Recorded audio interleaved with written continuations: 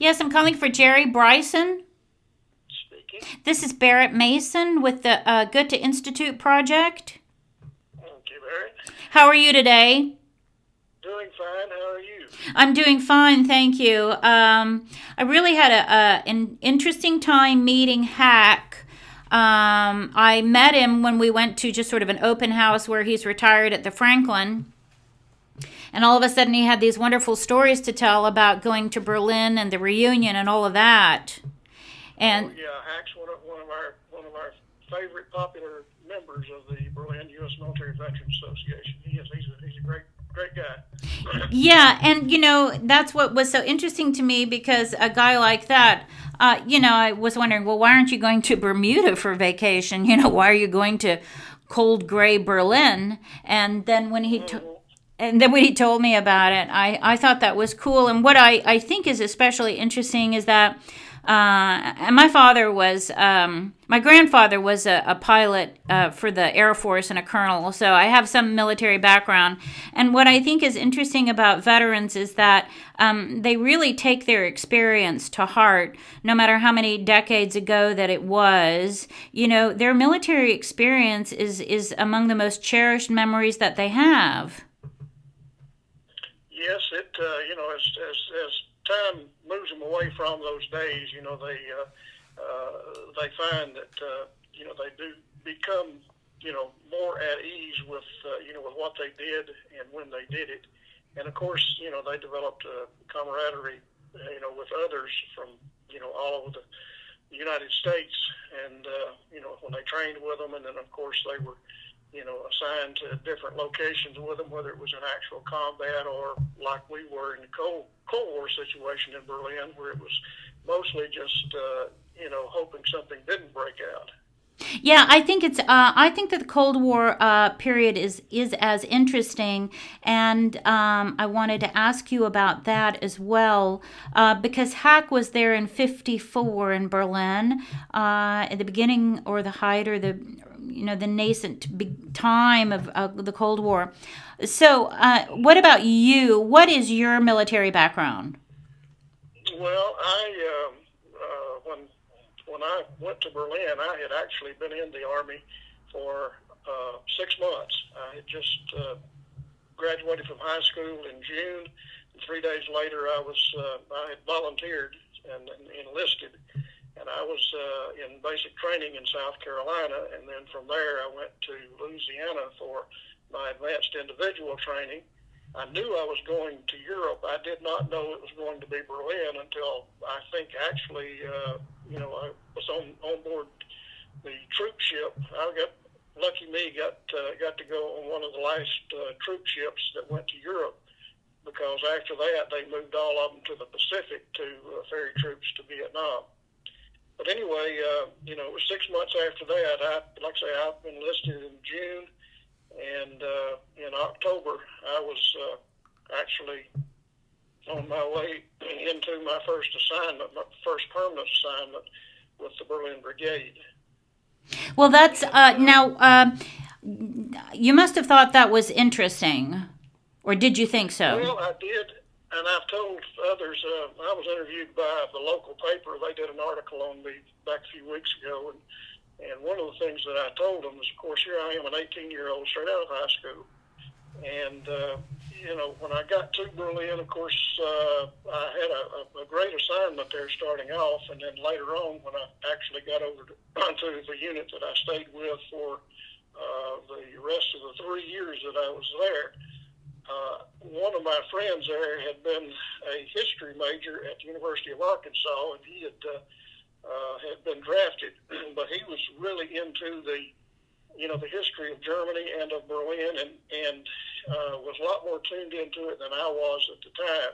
It wasn't until really after I left there, and after I finally got some other experience behind me, found out just what a great place it was, and as far as history went, it was just absolutely loaded with it. But I did not take advantage of it at the time, although I enjoyed the time there and the places I saw, the things that I did and went. I just wish that I had been a little more tuned in to the historical aspects of where I was. Well, sure, it was brand new and you were young. What year did you land there? I got there in October of 1965. Oh, wow. Okay. And what was your rank? What was your job title? Well, when I first got there, I was a private E2, which was, there starts out at enlisted rank starts out at E1 and goes up through E9. So I was new. I had only been in 4 months, and like I say, had just been promoted to E2 now. And what were your duties? What were your duties? Well, when I first got there, I was assigned to one of the infantry battalions in Berlin. There was actually 3 infantry battalions there, and I was assigned to one of them. They initially detailed me to a place called the Berlin Air Safety Center that was run by the Air Control Authority, which was comprised of the four powers that governed Berlin at the time. That was at the end of the war, Berlin, Germany, of course, or Berlin especially, was divided up to be governed and maintained by the British, the French, the Americans, and the Soviets.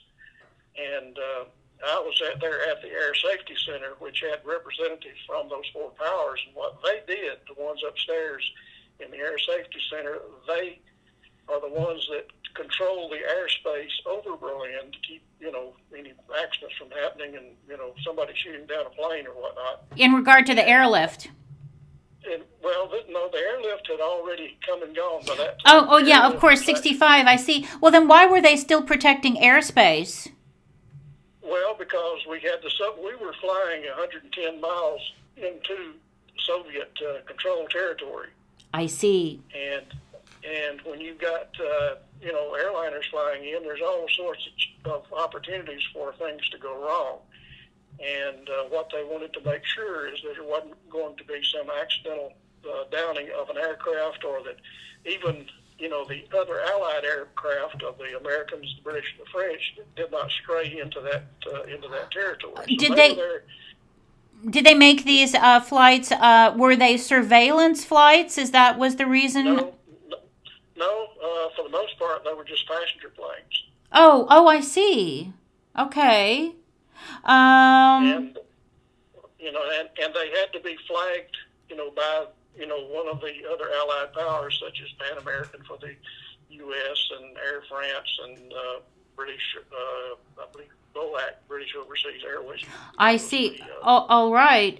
Well, let me ask you. So the military was helping with the airspace.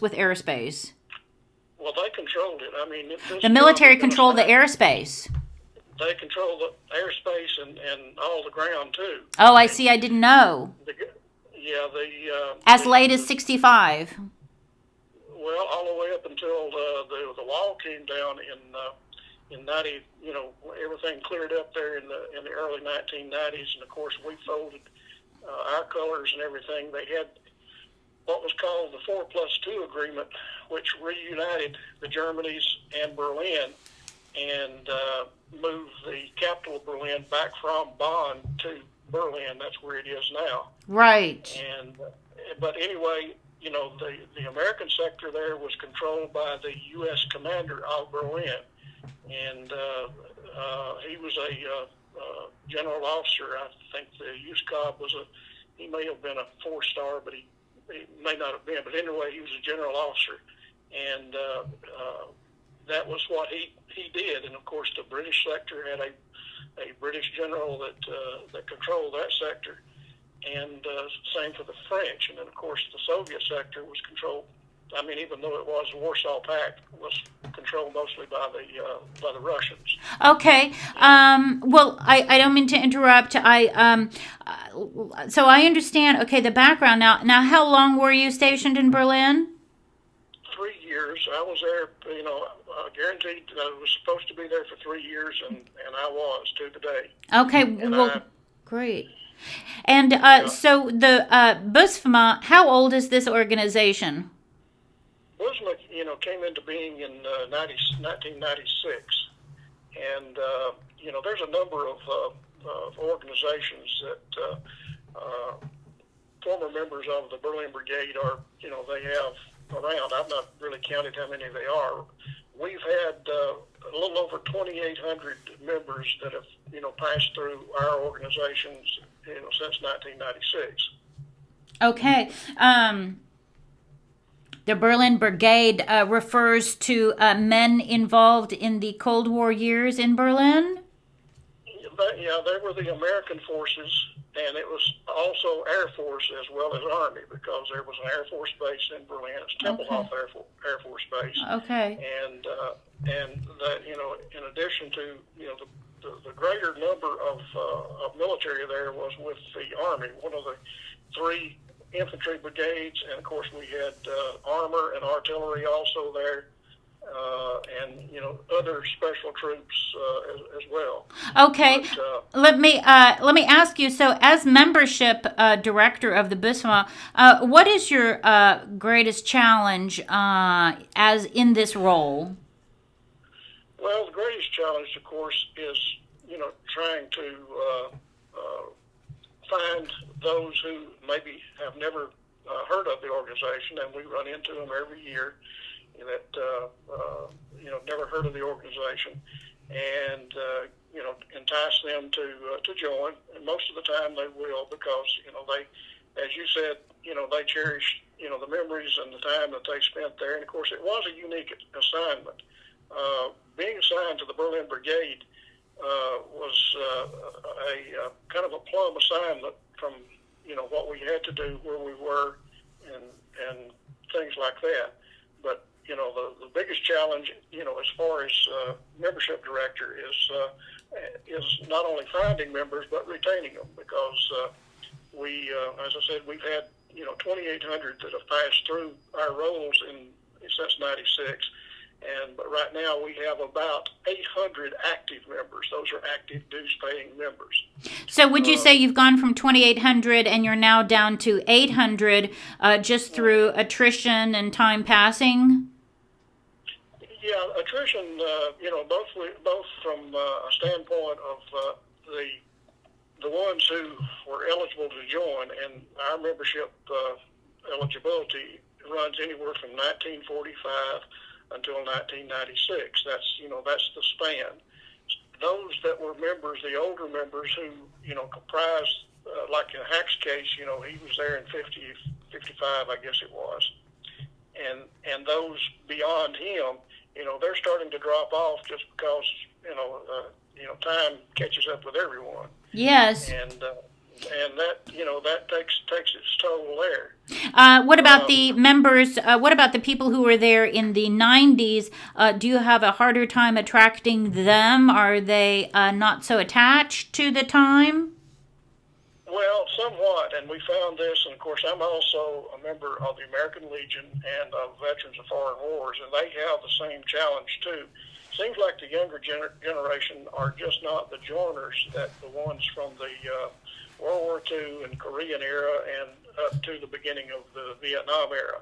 They're just not the joiners that their predecessors were, and that seems to be my take on it anyway. Yeah, well, that's important to know, especially if your job is to keep those roles full as full as you can. Yeah, we try to, and this is one of the things that I guess when you were talking to Hack, he had either just come back from one of our annual reunions or was getting ready to go. And we do have a reunion every year. We normally will move it around the United States, East Coast, West Coast, Central, to kind of give everybody that's in the membership an opportunity that if they live a little farther out and we have the reunion somewhere closer to them, they are more prone to go to the thing. And then each fourth year we go back to Berlin, for the reunion. So every fourth year we have the reunion in Berlin. And people wouldn't go through the expense of traveling to Berlin for these reunions if they didn't have a deep, heartfelt sentiment for it.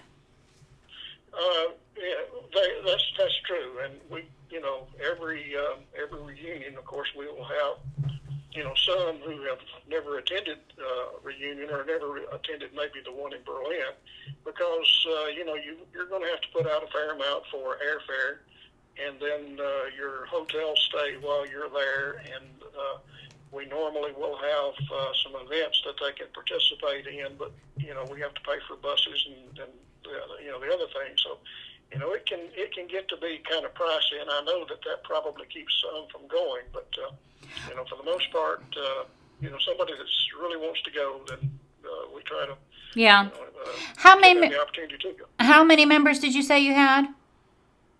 800 active members. 800, and at the height you had 2,800? Yeah, when I count, what I do is I count the membership ID number that I assigned to them, and they started out, probably I think about 10 years before I took over as membership director, and they started out just number 1 through whatever, and we're up over 2,800 right now in the membership, numbers. Okay, I'm trying to get the numbers accurate. You said there's been a little attrition. So you started in the 90s. You had your highest number is 2,800, and you're down to 800 active members. Yeah, but I don't think we ever topped out at 800 being on the rolls as active at any one time. It changes. It changes. But that's sort of a guesstimate then, about 800. Well, no, right now 800 is a hard, fast number. That, okay, so how did? What was your highest number? What was the when did you have the most members? Do you think? Probably the highest number has been somewhere between 1,000 and 1,100. Okay. But that's. Okay, and that was what decade was that, or when was that? I would say that probably flows back to almost 10 years ago. Okay. And okay, so there's that I understand. Well, I understand. I guess that's, as you say, that's just how life goes. The generations pass on, and their interests aren't necessarily interests of the next generation, and that's just how life goes. You have to be sort of sanguine about it, in a way. Yeah, I mean it's a fact of life, and as I said, the other veterans organizations that are in existence today, they have the same challenge that we do, except they have a greater number to deal with, whereas the American Legion, they have a bigger pool that they can pick from, whereas we don't. Our membership eligibility ended in '96, so. And of course, there's no one else assigned to the Berlin Brigade after that era anyway. Right. It's all U.S. troops left there then. That's right. It's finite, and at least you've shown the people who are members a great time by having these great trips. The last question I have for you is, we're losing the World War II generation, and I would say that your generation is sort of the Cold War generation. Is that correct? Well, yeah, the Cold War, which also, folds into the Vietnam era too, because that was going on simultaneous to the Cold War, at least, in the, the 60s up through, I believe, 74, something like that, the war ended in Vietnam. But still, I mean, we have a lot of members who also, served in Vietnam and other places too. Yeah. The Cold War generation will sort of eventually, as time passes, follow the World War II generation, and they take their history. Correct. They take their history with them, so to speak. Correct. That's that, and we realize that, and there's not anything we can do about it. The bottom line is we're glad, as I tell them, in instances when I do speak to them, is that we do have the distinction of being able to say that we accomplished our mission. Yeah, very good. Very good. Oh, and I was just saying, the Cold War hasn't ended because Russia continues with its tradition of having these threatening dictators as leaders. And, it continues today. The nuclear arsenal isn't going anywhere, it's up and ready to go. So, I mean, it's not really over. Well, it's over as far as what we were there for. We were there Right. strictly for the defense of Berlin and of Germany. If anything were to have happened, we would be the front line. Okay. And our job and our mission was very specific. And when the wall came down in the 90s, and the Russians pulled back, went back home, the 4+2 agreement, which reunited the Germany's, that completed our mission. We weren't there for anything other than that. Sure, I understand. I understand. Yeah. Okay. Well, I can't think of anything else, and it's been very interesting to talk with you. And thank you so much for taking the time. Okay. Well, I hope that it helps in your endeavor there. You're putting this together for. Well, it's going to be National Public Radio, and I'm not sure of the. NPR. NPR. I'm not sure of the air dates. It's part of a series called The Big Pond, of course, referring to the Atlantic, and. Yes, so it's about membership roles of societies attached to German history of any kind. And so it's been very interesting. And where are you located, Jerry? What's 706? 706 is northern Georgia. Now, there's 706 covers some areas there close to Atlanta, but it runs up into northwestern Georgia where I am. Oh. I'm actually closer to Chattanooga, Tennessee than I am to Atlanta. Oh, okay. That's fine. I was just curious about where you were calling from or where we were calling you. Okay, great. Well, thank you for your time today, Jerry. Thank you. Okay, Barry. Okay, bye-bye. Thanks.